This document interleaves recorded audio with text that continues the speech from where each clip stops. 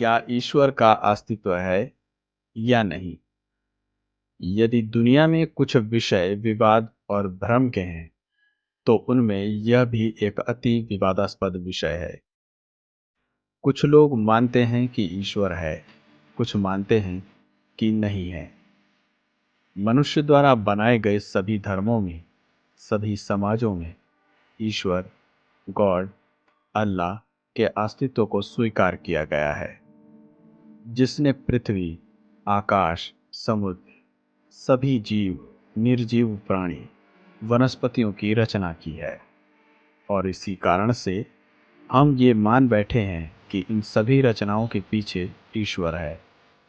हालांकि ऐसा किसी भी धर्म में भगवान के अस्तित्व में होने का कोई प्रत्यक्ष प्रमाण नहीं मिलता है, पर फिर भी हम ईश्वर के अस्तित्व को मानते हैं, क्योंकि हम बचपन से यही सब देखते और सीखते आए हैं। इसलिए हमारी यह धारणा बन गई है कि ईश्वर होता है। हिंदुओं के लिए ब्रह्मा, विष्णु, महेश और मुसलमान के लिए अल्लाह और क्रिश्चियन के लिए गॉड के रूप में है। हम सब ने अपने अपने नजरिए से ईश्वर को रंग रूप, आकार, प्रकार दे दिया है। ऐसे में सवाल यह उठता है कि भगवान ने हमें बनाया या हमने भगवान का आविष्कार किया। अगर भगवान ने हमको बनाया, तो फिर भगवान को किसने बनाया? जिस भगवान की हम पूजा अर्चना कर रहे हैं, वो जीवित है भी या नहीं, ये कोई नहीं जानता। एक तरफ हम कहते हैं कि ईश्वर सबके दिलों में बसता है, और दूसरी तरफ हम सब थाल सजाए उसको मंदिर, मस्जिद, गुरुद्वारे और चर्च में ढूंढते फिरते हैं। अगर ईश्वर वास्तव में है और हमारे अंदर है, तो क्यों उसके दर्शन के लिए जगह जगह भटकते हैं? अगर इंसान ईश्वर की संतान है, तो क्यों ईश्वर ने सबको दर्शन नहीं दिए? क्यों सबको बुद्धिमान या ज्ञान की प्राप्ति नहीं दी? क्या यह कहना उचित नहीं होगा कि ये अपने ही संतानों से भेदभाव हुआ है? क्या हमें ऐसे भगवान की जरूरत है जो इंसान पर इंसानों द्वारा किए गए अत्याचारों को नहीं रोक सकता? क्या यह कहना उचित नहीं होगा कि हम जिस सर्वशक्तिमान के आगे सर झुकाते हैं, हाथ फैलाते हैं, प्रार्थना करते हैं, वो सिर्फ और सिर्फ लाचार और बेबस है, जो सब कुछ सिर्फ देखते रहता है? क्या हमने ऐसे भगवान की कल्पना की है जिसमें ताकत तो है पर कुछ कर नहीं सकता? तो मैं ऐसे ईश्वर को कैसे और क्यों मानूं जो इतना लाचार है? क्योंकि मेरे प्रार्थना करने या न करने से उसे कोई फर्क नहीं पड़ने वाला। जिस ईश्वरीय रूप के वजह से आज तक इंसान एक दूसरे से धर्म के नाम पर लड़ते आए हैं और आगे भी लड़ते रहेंगे, तो क्या यह कहना उचित नहीं होगा कि जहाँ के लोग जितना ही धर्म और ईश्वर के प्रति कट्टर हैं, वहाँ उतनी ही बदहाली और अराजकता है? यह बात हमें क्यों समझ नहीं आती है कि जो हमें दिखाई ही नहीं देता है या जो काल्पनिक है और उसके अस्तित्व के बारे में कुछ भी नहीं पता, अर्थात भगवान, के लिए हम लोग उनको मार रहे हैं जिनका अस्तित्व है। जब मैं लोगों को अपने अपने ईश्वर के नाम पर लड़ते देखता हूँ, तब यह विचार आता है कि क्या सच में ईश्वर है? अगर है, तो वो यह सब क्यों नहीं रोकता? अगर इतनी शिद्दत से ईश्वर इस सृष्टि की रचना कर सकता है, तो क्या धरती पर सुख शांति नहीं कर सकता?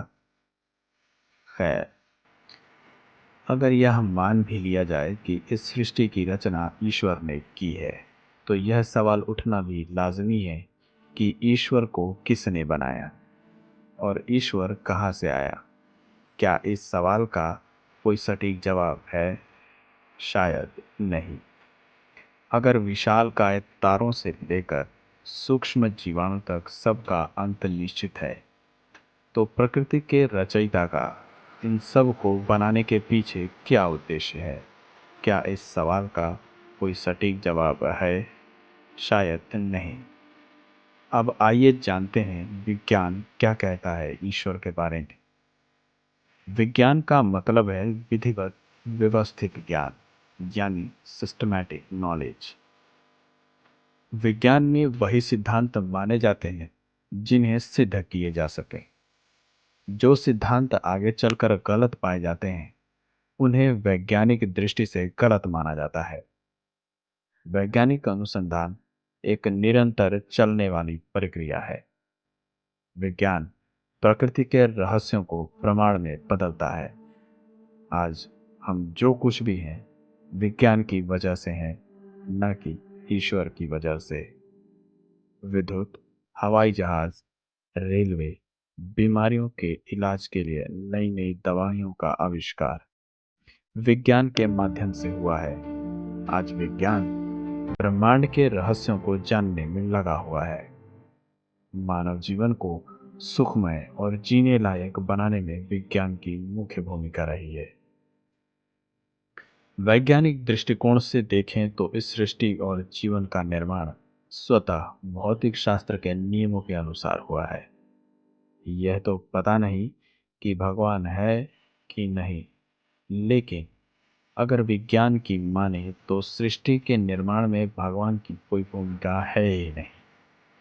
हिंदू शास्त्रों में भी कहा गया है कि शिव जी की उत्पत्ति स्वतः हुई है, जैसे बिग बैंग। इसीलिए उन्हें स्वयंभुव या शंभु कहा गया है। वहीं कुरान में भी बिग बैंग जैसी घटना के होने के संकेत मिलते हैं। इसका मतलब यह हुआ कि सेल्फ क्रिएशन का यह सिद्धांत हमारे यहाँ पहले से मौजूद है। तो क्या यह सिद्धांत विज्ञान के भौतिक शास्त्र के नियमों से मेल नहीं खाता है? कई लोगों के मन में यह भी सवाल आ सकता है कि अगर ईश्वर है ही नहीं तो इस अनंत ब्रह्मांड को कौन चला रहा है? अगर सारी वस्तुएं ब्रह्मांड में स्थित हैं तो ब्रह्मांड खुद किस में स्थित है? कई ऐसे अनसुलझे रहस्य हैं जिनका जवाब अभी विज्ञान के पास नहीं है। तो क्या इसका ये मतलब है कि इसके पीछे ईश्वर है? जी नहीं। किसी सवाल का जवाब न होने का मतलब ये नहीं है कि इसके पीछे ईश्वर है।